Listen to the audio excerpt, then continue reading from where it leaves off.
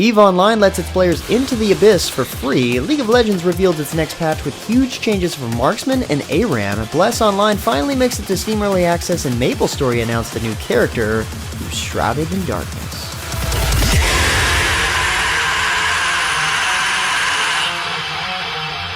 What's up, guys? James Blunt here with a weekly recap for gaming news and announcements for the week of June 1st, 2018. And starting out the news this week, NetEase and My.com are releasing an Imperial Wars expansion for Revelation Online, which is set to focus on the in-game experience.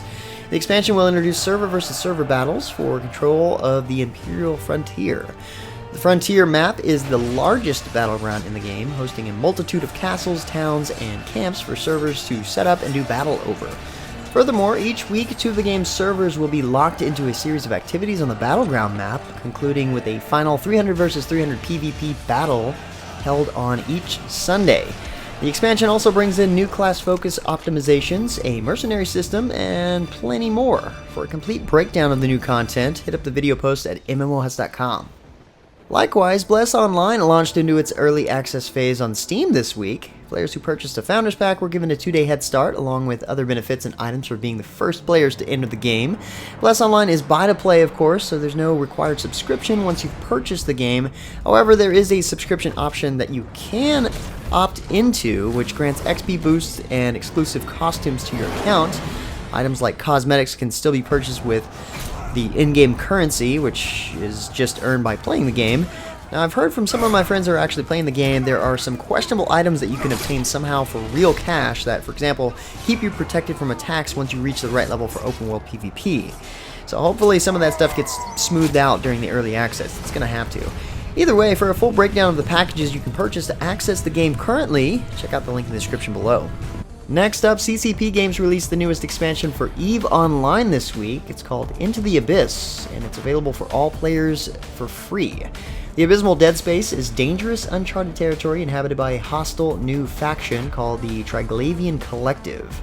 Players are tasked with obtaining new weapons and tech, like the powerful entropic disintegrators, to bring back to the full sandbox of New Eden. The update also brings with it several quality of life improvements, like UI scaling to support 4K monitors, which is pretty legit, gotta say.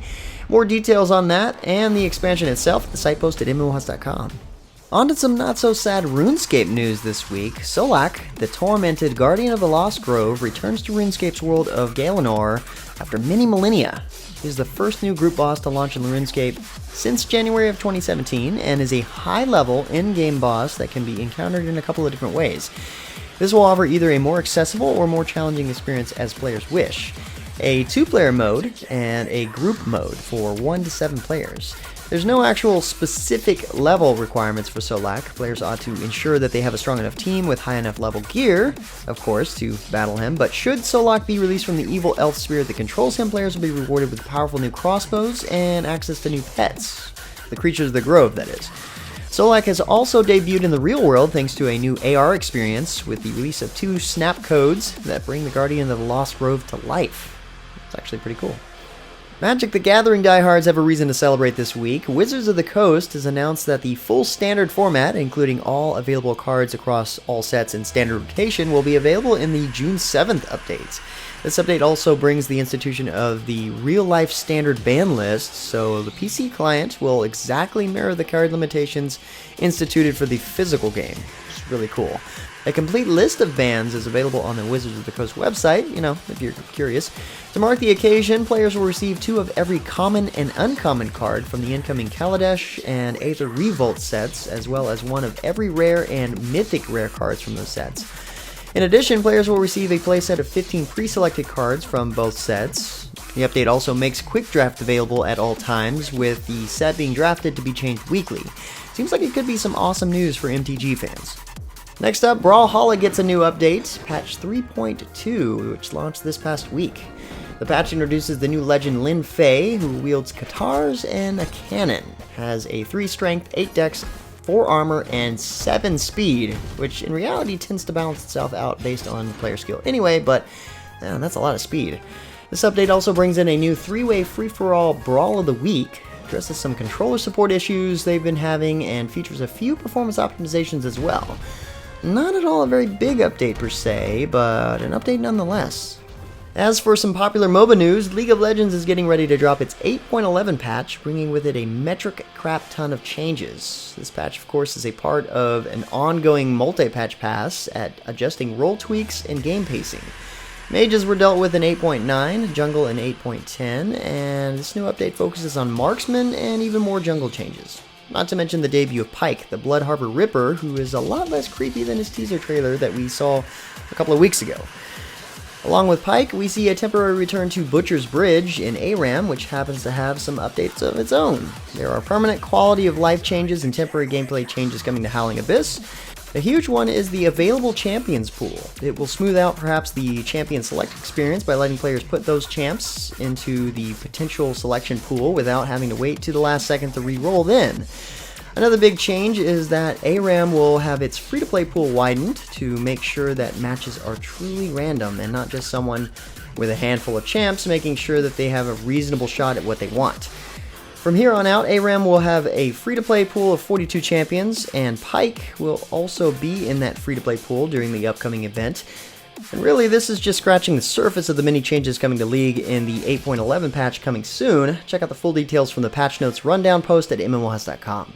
And similar news, Smite gets its 5.9 update this week, with new skins for Sobek, Scylla, Nox, and the Morrigan. For Sobek, we get the Dragon Light skin, Electric Dream for Nox, the Morrigan becomes a Soothsayer, which looks really cool, and my favorite is the Game of Thrones-inspired Dragon Queen Scylla. Even her voice pack is legit. I'm a real traitor! Of course, there are way too many balance changes to cover here, but you can sift through them at your leisure in the provided patch notes linked below. New items have been added to the awesome and godlike chest, including skins like Playful Bunny Nuwa, Fallen Lord Kronos, Recon Artemis, and Abysmal Warrior Sun Wukong. Not to mention new chests to buy as well, like the Electro Raver chest, which is awesome. With this patch, we see the end of the fun arena-based adventure mode, but it shouldn't be too long before we see that replaced with something equally as fun. But speaking of adventures, the first season of Armored Warfare is called the Black Sea Incursion and includes a host of new features. A special operation, a world map in the headquarters, contract missions, a slew of skill and loot system changes, and updates to the camouflage system. The update also brings in the Albatross PvE mission and the Cornet EM Tier 10 Armored Fighting Vehicle, Beast Mode. The first season update is now available, so read up on what to expect or hop in game and just, go with the flow. And finally, for our last bit of news, the developers behind MapleStory announced a new character this week, aptly named Ark. Ark is an unlikely hero, branded a traitor, shrouded in darkness, and betrayed by a friend. It's never good. He's capable of switching between two states, the Flora state, which uses the magical abilities of Flora, and the Spectre state, which gathers its power from the Abyss itself. After filling the Spectre gauge in the Flora state, Ark can trigger the Spectre state and pass through the Abyss to deal crazy damage to enemies. If that's not enough, he can summon the beast that resides within the Abyss to lash out, consuming monsters. We still have a little while, but he is available to play starting on June 20th, but in the meantime, there are plenty of events and bonuses planned for MapleStory players, so if you're a fan, you'll want to stay tuned for those. Anyway guys, that's about it for all the major news and announcements for this week. Like always, thanks for your support. For more information on the news topics, check the links in the description below. Feel free to discuss the news and more news in the comments below, but don't forget to like, subscribe, and share this video. But until next time guys, that's going to be it for me. I'm James Blonde. See you out there, gamers.